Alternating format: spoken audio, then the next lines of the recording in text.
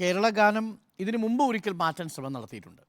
2018 പിണറായി വിജയൻ ഇത് ആവശ്യപ്പെടുന്നത് എന്നാണ് ഉണ്ണി ബാലകൃഷ്ണൻ പറഞ്ഞത്. 2006 അന്ന് പ്രധാനമന്ത്രി മൻമോഹൻ സിംഗ് വരുന്ന സമയത്ത് കേരള ഗാനം ഒന്ന് മാറ്റാൻ വേണ്ടി സാംസ്കാരിക വകുപ്പ് തീരുമാനമെടുക്കുന്നു. ബോധേശ്വരൻ്റെ കേരള ഗാനം മാറ്റാം. അന്ന് അതിനെ എതിർക്കുന്ന സുഗതകുമാരി ടീച്ചറാണ്. സുഗതകുമാരി ടീച്ചർ അന്ന് MG രാധാകൃഷ്ണനെ കണ്ട് ആ മലയാള ഗീതത്തെ, കേരള ഗീതത്തെ ചിട്ടപ്പെടുത്തുന്നുണ്ട്. അങ്ങനെ മനോഹരമായി ചിട്ടപ്പെടുത്തിയ ഗാനമാണ് അന്ന് പ്രധാനമന്ത്രിയുടെ വരവിനോടനുബന്ധിച്ച് പാടി സാംസ്കാരിക വകുപ്പിൻ്റെ നീക്കം താൽക്കാലികമായി തടഞ്ഞത്. പിന്നീട് ആയിരക്കണക്കിന് വേദികളിൽ ഈ ഗാനം ആലപിച്ചിട്ടുണ്ട്. വളരെ പെട്ടെന്നാണ് എന്നാൽ ഇതങ്ങ് മാറ്റി നമുക്കൊരു പുതിയ സാംസ്കാരിക ഗാനം, ഒരു കേരള ഗാനം കൊണ്ടുവരാമെന്ന് സർക്കാർ തീരുമാനിക്കുന്നത്. ഇവിടെയും ഒരു പ്രധാനപ്പെട്ട പ്രശ്നമുള്ളത്, അങ്ങനെ തീരുമാനിക്കുന്നുണ്ടെങ്കിൽ സർക്കാർ, ഒരു പുരോഗമന സർക്കാർ, എന്തുകൊണ്ടാണ് ഒരു പുതിയ കവിത തിരഞ്ഞു പോയതെന്ന് എനിക്കൊരു സംശയമുണ്ട്. കേരളത്തെ കേരളമാക്കി മാറ്റിയതെന്താണ്? കേരളത്തിൻ്റെ നവോത്ഥാനത്തെക്കുറിച്ചാണ് നമ്മൾ പലപ്പോഴും സംസാരിച്ചുകൊണ്ടിരിക്കുന്നത്. നമ്മൾ നവോത്ഥാനത്തിന് വേണ്ടി മതിൽ കെട്ടിയവരാണ്. നവോത്ഥാനത്തിൻ്റെ നാളുകളിലേക്ക് തിരിഞ്ഞു നടക്കാൻ വേണ്ടി ശ്രമിക്കുന്ന മനുഷ്യരാണ്. അതായത് നവോത്ഥാനത്തിൻ്റെ ഊർജ്ജം ഇപ്പോഴും സിരകളിൽ ഉള്ളവരാണ്. അങ്ങനെയാണെങ്കിൽ ജാതിഭേദം മതദ്വേഷം ഏതുമില്ലാതെ സർവരും സോദരത്വേന വാഴുന്ന മാതൃകാ സ്ഥാനമാണിത് എന്ന രണ്ട് വരികൾക്കപ്പുറം കേരളത്തെ വരച്ചിടാൻ പറ്റിയ മറ്റൊരു കവിതയുണ്ടോ എന്നെനിക്ക് സംശയമുണ്ട്. അതല്ലേ അടിസ്ഥാനമായി കേരളം പ്രതീക്ഷിക്കുന്ന കേരള ഗാനമായി മാറേണ്ടത്? അതിനു പകരം കേരള സാഹിത്യ അക്കാദമി ആദ്യം ശ്രീകുമാരൻ തമ്പി സാറിനെ പോലെയുള്ള ഒരു അനുഗ്രഹീതനായ കവിയെ വിളിക്കുക, എന്നിട്ട് കേരള ഗാനത്തിന് വേണ്ടിയിട്ട് റിക്വസ്റ്റ് കൊടുക്കുക. ആ റിക്വസ്റ്റ് സ്വീകരിച്ചതിന് ശേഷം പിന്നീട് പരസ്യം കൊടുക്കുകയാണ്. അക്കാദമി കവികളിൽ നിന്ന് കേരള ഗാനം എഴുതാനായി അപേക്ഷകൾ ക്ഷണിക്കുന്നു എന്ന രീതിയിൽ. അതാണ് ഫേസ്ബുക്ക് പോസ്റ്റിൽ പറഞ്ഞിരിക്കുന്നത്. എന്ന് പറഞ്ഞാൽ പാട്ടെഴുത്തു മത്സരത്തിന് ശ്രീകുമാരൻ തമ്പിയെ സർക്കാർ വിളിക്കുകയാണ്. പാട്ടെഴുത്തു മത്സരത്തിൽ മത്സരിക്കുന്ന ഒരു സ്കൂൾ കുട്ടിയല്ല ശ്രീകുമാരൻ തമ്പി എന്നുള്ളത് സാംസ്കാരിക വകുപ്പ് തിരിച്ചറിയണമായിരുന്നു, സാഹിത്യ അക്കാദമി തിരിച്ചറിയണമായിരുന്നു. അതല്ലെങ്കിൽ നിങ്ങൾ പറയണമായിരുന്നു, ധാരാളം കവികളുടെ കവിതകൾ പരിഗണിക്കുന്നുണ്ട്, അക്കൂട്ടത്തിൽ അങ്ങയുടെ കവിതയും പരിഗണിക്കുന്നതിന് തടസ്സമില്ലല്ലോ എന്നായിരുന്നു നിങ്ങൾ മനസ്സിലാക്കും. അതുകൊണ്ട് തന്നെ ശ്രീകുമാരൻ തമ്പി എന്ന് ഇതിനകം തന്നെ പ്രേക്ഷകരുടെ മനസ്സിൽ ധാരാളം മനോഹരമായ കാവ്യ ശീലികളിലൂടെ സ്ഥാനം നേടിയ മനുഷ്യനെ ഒരു പാട്ടെഴുത്തു മത്സരത്തിന് ക്ഷണിച്ചത് അനാവശ്യമായി പോയി എന്നതാണ് ഒരു പ്രധാനപ്പെട്ട കാര്യം.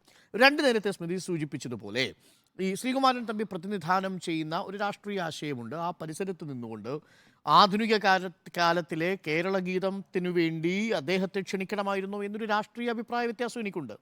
അദ്ദേഹത്തിൻ്റെ അഭിപ്രായങ്ങൾ ഇപ്പോൾ പുറത്തു വന്നിരിക്കുന്നു. ഇപ്പോൾ ഏറ്റവും ഒടുവിൽ PK കുഞ്ഞാലിക്കുട്ടിയുമായി ബന്ധപ്പെട്ട് അദ്ദേഹം നടത്തിയ ഒരു പ്രസ്താവനയുണ്ടല്ലോ. PK കുഞ്ഞാലിക്കുട്ടിയെ പോലൊരു മുസ്ലിം കേരളത്തിൽ ജീവിക്കുന്നുണ്ടല്ലോ, അത് സച്ചിദാനന്ദൻ അറിയാത്തതാണോ എന്ന് ചോദിക്കുമ്പോൾ കേരളത്തിൽ മുസ്ലിം സമുദായം ജീവിക്കാൻ ഇടവന്ന സാഹചര്യത്തെക്കുറിച്ച് ബോധ്യമില്ലാത്ത ഒരു കവിയെ കേരള ഗാനം എഴുതിക്കാൻ വേണ്ടിയുള്ള ശ്രമം നടത്തിയത് വളരെ നിരാശാജനകമാണ് എന്നുള്ളതാണ്. അപ്പോൾ അക്കാര്യത്തിൽ എനിക്ക് യാതൊരു സംശയവുമില്ല. കേരള ഗാനത്തെക്കുറിച്ചുള്ള ഇപ്പോഴുള്ള ഈ വിവാദം അനാവശ്യ വിവാദമാണ്. നമുക്ക് ആ വിവാദം അവസാനിപ്പിച്ച് നമുക്ക് ശ്രീനാരായണ ഗുരുവിലേക്ക് തിരിഞ്ഞു പോവുക എന്നുള്ളതാണ് നമ്മുടെ മുന്നിൽ സാംസ്കാരികമായി നമുക്ക് ചെയ്യാൻ കഴിയുന്ന ഏറ്റവും പ്രധാനപ്പെട്ട കാര്യം. ഇപ്പോൾ BK ഹരിനാരായണൻ്റെ വരികളോ മറ്റുമാണ് തിരഞ്ഞെടുത്തിരിക്കുന്നത്. ശ്രീകുമാരൻ തമ്പി, സ്വാഭാവികമായും ശ്രീകുമാരൻ തമ്പിക്ക് അത് ഹേർട്ടാവും. ശ്രീകുമാരൻ തമ്പിയെ പോലെയുള്ള വളരെ പ്രധാനപ്പെട്ട അദ്ദേഹത്തിൻ്റെ കവിതയെക്കുറിച്ച് അല്ലെങ്കിൽ ഈ കേരള ഗാനത്തെക്കുറിച്ച് വിലയിരുത്താനൊന്നും ഞാനല്ല. പക്ഷേ എനിക്ക് വ്യക്തിപരമായി അതിൽ പ്രത്യേകതകളൊന്നും കണ്ടെത്താൻ സാധിച്ചില്ല. ഇളനീരിൻ്റെ സൗന്ദര്യമൂറുന്ന മലയാളമെന്നോ, ഈ ഹരിതാഭ നിറഞ്ഞിരിക്കുന്ന കേരളമെന്നോ, സഹിൻ്റെ ലാളനയേൽക്കുന്ന കേരളമെന്നോ ഒക്കെയുള്ള ക്ലീഷേ എന്നതാണ് സച്ചിദാനന്ദൻ ഉപയോഗിച്ചിരിക്കുന്നതെങ്കിലും ഒന്നാമതൊരു സംസ്ഥാനം പ്രകൃതിയല്ല. സംസ്ഥാനം ഒരു സംസ്കാരവും ഒരു പോരാട്ടവും ഒരു മനുഷ്യ ജീവിതവും.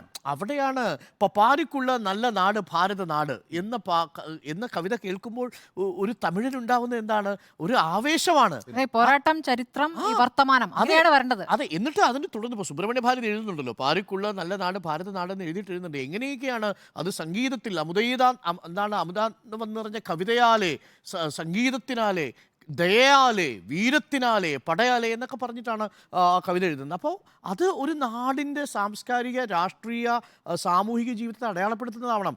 അതിനകത്ത് പച്ചയും ഇളനീരും പിന്നെ കരിക്കും പിന്നെ സഹ്യനിൽ തലവെച്ച് കിടക്കുന്ന ആനയും പിന്നെ ആനയെ കുളിക്കുന്ന തോടും പുഴയും ഒന്നും ആകരുത് എന്നുള്ളതാണ് എൻ്റെ വിനീതമായ അഭിപ്രായം. അതുകൊണ്ട് ഈ വിവാദം അനാവശ്യമാണ്. എന്നാൽ ബാലചന്ദ്രൻ ചുള്ളിക്കാട് ഉയർത്തിയിരിക്കുന്ന പ്രശ്നം വളരെ വളരെ ഗൗരവമേറിയ ഒരു പ്രശ്നമാണ്. സാംസ്കാരിക പ്രവർത്തകരെ എങ്ങനെയാണ് നമ്മുടെ സമൂഹം കാണാതെ പോകുന്നത്, അവരെ ബഹുമാനിക്കാതെ പോകുന്നത് എന്നതിൻ്റെ ഒരു കൃത്യമായ ഉദാഹരണം തന്നെയായിരുന്നു 3500 രൂപ ചെലവിൽ വന്ന്, അതും കരുണയെക്കുറിച്ച് വളരെ പണ്ഡിതോചിതമായ രീതിയിൽ അദ്ദേഹം സംസാരിച്ചു കഴിഞ്ഞ് തിരിച്ചു പോകുമ്പോൾ 2500 രൂപയും കൊടുത്ത് 1000 രൂപ നഷ്ടത്തിലാക്കി ബാലചന്ദ്രൻ ചുള്ളിക്കാടിനെ സാഹിത്യ അക്കാദമി തിരിച്ചയച്ചു.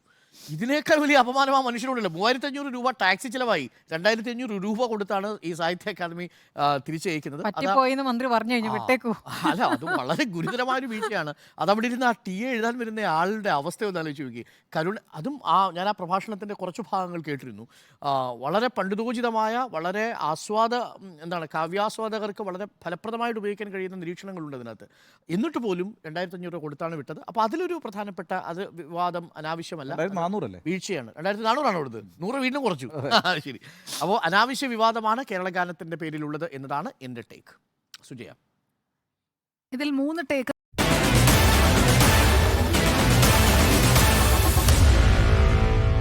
Meet the editors.